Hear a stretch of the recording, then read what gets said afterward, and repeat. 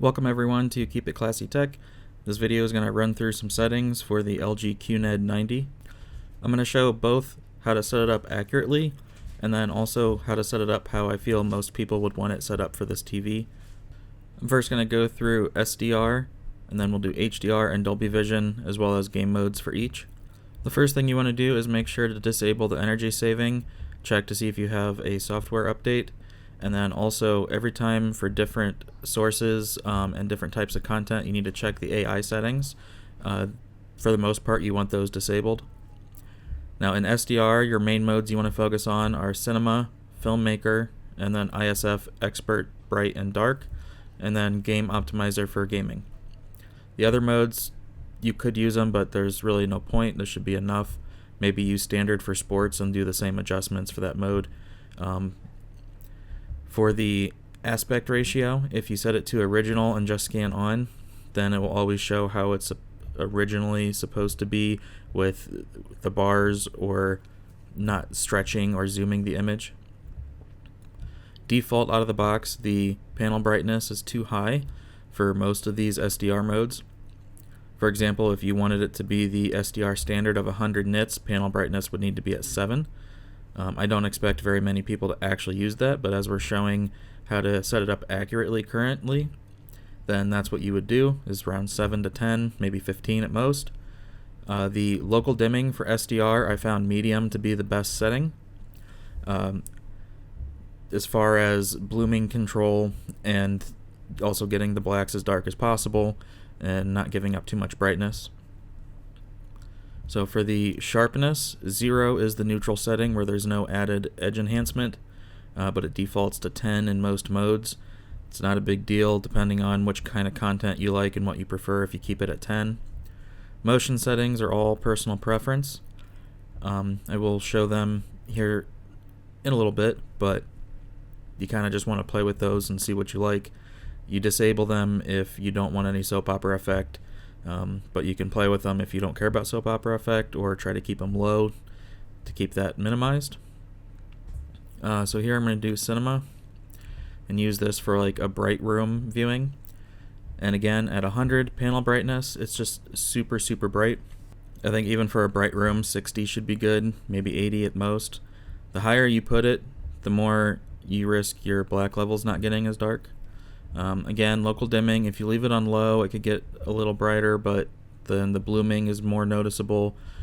High, I think, darkens too much, so in SDR, I use medium. However, for HDR, I found high to be the best balance of contrast and the least amount of blooming.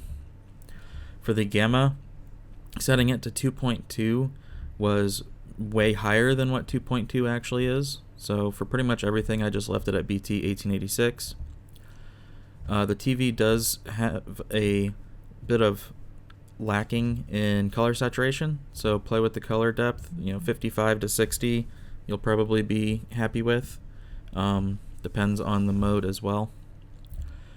And then noise reduction, I really don't see it doing anything, so it's safer to turn it off so it doesn't add any smoothing where it doesn't need it. And then here, your Motion Pro, that's black frame insertion. That's why you saw the image get dimmer. So if you did want to have your panel brightness turned up and then turn that on, you could have smoother motion or higher resolution motion with the Motion Pro turned on. De-judder is for your lower frame rate content like 24 and 30 FPS. De-blur is for higher frame rate 50 and 60 FPS. Cinematic movement is a preset mode that tries to find a balance between smoother motion with minimal soap opera effect. Personally, I still see too much soap opera effect with it, so I don't use it. For Game Optimizer, the brightness is going to be personal preference, and it also makes the image way too blue. And here it defaults with contrast at 95. Over 81 or 82, it starts to clip colors, so you definitely want to turn that down to 80 to be safe. I think panel brightness at 80 is about as high as you would want. Even for gaming, it's still very bright for an SDR image. Again, local dimming I would keep at medium because we're in SDR. And then for color, In gaming, you can put it to 60, and then the more accurate setting for the color gamut is auto. However, some people may like the colors more in native. For the color temp, if you set it to warm 50, it's more accurate. It's closer to D65 measurably. However, due to the panel technology, it's a little too red and pink compared to what D65 should look like. So putting it to warm 30 or even warm 20 may appeal more to you and help pull some of that extra red out. Now the adjust sharpness, if you would put that at 10 and you're playing on like a Nintendo Switch or something lower resolution, then that can help a little bit with the jagged lines. And then for expert bright, I use this for like a mid-level setting where it's not super bright but it's also not really dark, and use this generally for moderately lit room. Here I had set the white balance to perceptually match with an LG G1 that's calibrated. These settings, you can try them out and then look at skin tones, clouds, things like that, see how they look to you. For me, I found it very appealing, and visually it looks closer to what D65 would look like on other technology. Alright, so now in HDR, going to use Cinema as the accurate setting. And also with the apply to all inputs, whenever you make your adjustments, press that so that it applies to your other HDMI sources as well as your apps if you're using the built-in TV apps. Now if you want accuracy in HDR, you would want to disable HDR tone mapping. However, if you're going that route, then I would be looking at a different TV altogether, personally. I think this TV does better if you don't worry about accuracy, because OLED will get darker and be brighter if you're trying to keep it accurate. There I changed the local dimming to high, and I'm sure you saw quite a massive difference, especially in the top right area of the screen. So again, high and medium look very good when it comes to black levels, and I think high handles the blooming better than medium does. Smooth gradation you can keep on low or even medium for HDR content if you see color banding or posterization in bright skies. You don't want to go any higher, as it can take away fine detail. Alright, so now Cinema is set up accurately. For game mode, kind of similar. There's not a whole lot you have to change. So we're going to change HDR tone mapping to HGIG. Now if you have an Xbox or PS5, when you do your HDR calibration, it's probably going to clip at 800 nits, even though the TV is capable of 1000. So I personally would go those extra few clicks to get to 1000 nits, because the TV is capable of it.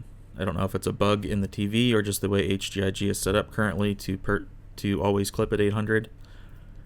Again, for gaming, I think most people are just going to set the color temperature to warm 30 or lower, even though warm 50 is technically closer to D65.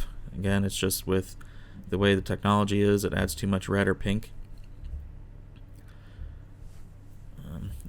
All the clarity settings in gaming, they're adjustable, but they don't actually do anything because of the way Game Optimizer works to keep the input lag low. Or at least there's not visually anything I can see. Maybe on the Nintendo Switch you might be able to see a difference. Usually on the Xbox all that stuff is grayed out anyway if you have ALLM turned on. And again, we got to keep checking the AI service to make sure all that is disabled. The AI brightness does not make the TV brighter. It adjusts the brightness of the TV based on your ambient light. For Game Optimizer, there's FreeSync Premium only, and you can turn it, well, aside from Forum VRR, there's no G-Sync. So you can turn it off, turn it to high, or turn it to wide. I don't know for sure, but I believe you would use high if you're at 120 Hz and wide for 60 Hz. And now for Cinema Home, we're going to set this up the way that I think most people would prefer to have it. and that's with auto dynamic contrast to low, HDR tone mapping turned on, and the local dimming set to high. Doing those 3 settings really changes the brightness, as you can see. And again, it's not accurate, but it does allow the TV to get brighter than what the OLED could get to, and it puts the TV more in a setting that most people would prefer. There you can see how gray the top corner of the screen got, and then again, setting it to high really helps those black levels. Color is boosted just a little bit. Again, out of the box, the saturation's pretty low. And then these are the white balance settings that I got to. Again, perceptually matching a different TV. This may not work exactly for every panel because there are panel variances. You can try them, adjust them, do whatever you like with them. Just whatever works out or looks good to you. Again, for clarity, I pretty much turn everything off. Cinema screen is for 3.2 pull down. If you're using the built-in apps or an external streaming device that's going to 460 FPS or 60 Hertz, then you can turn that on and it'll do the 3.2 pull down. If you're using a source that is 24 or 23.976, then you don't need it. And again, the motion settings are all personal preference, although I would not use the black frame insertion with HDR or Dolby Vision. It's going to cut your brightness down quite a bit. Alright, so about to switch over to Dolby Vision. If you have liked this video, then please just a reminder to press the like button. It'll help more people to find it. Alright, so I'm going to reset the cinema settings. So here, cinema is going to be accurate for Dolby Vision, whereas cinema home is essentially like having dynamic tone mapping turned on. Again, local dimming to high. And then with Dolby Vision, there's really not much you have to do. And then for the clarity settings, I said with HDR you could use smooth gradation, but in Dolby Vision you really shouldn't need to. Dolby Vision has increased dithering to smooth out the color banding. And so that's pretty much all you got to do for Dolby Vision. Cinema Home, it comes not accurate, and it's not going to be accurate because there's no setting to turn off what it's doing that's like dynamic tone mapping. So we're just going to do what we did for HDR, turn contrast enhancer to low and turn the local dimming to high. I'm going to boost up the color depth just a little bit. You could go 55, 60, somewhere in that range. Should look pretty good to you. And then again, for the color temperature, you could try warm 30 or a little bit cooler. It's going to be up to you again and what looks good.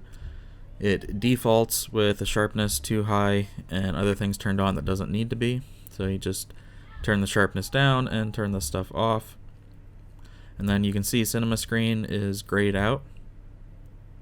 And then the true motion is grayed out. That's because the AI genre selection is turned on. That's going to gray out the motion settings. And then in order to change the cinema screen, you have to turn off the true motion. But again, here you could adjust stuff manually, and you can see right there how much brightness you lose by enabling Motion Pro or the black frame insertion. I think a lot of people would be pretty happy with de-judder at 3, and then de-blur. I haven't seen too many people talk about de-blur very much because there's not a whole lot of 60 FPS content that would need it, so it's all personal preference. Just play around with it. And again, remember to apply to all inputs so you don't have to do this more than once. And then if you have an Xbox and you have access to Dolby Vision Gaming, here's Dolby Vision game settings. So there is no HGIG in Dolby Vision.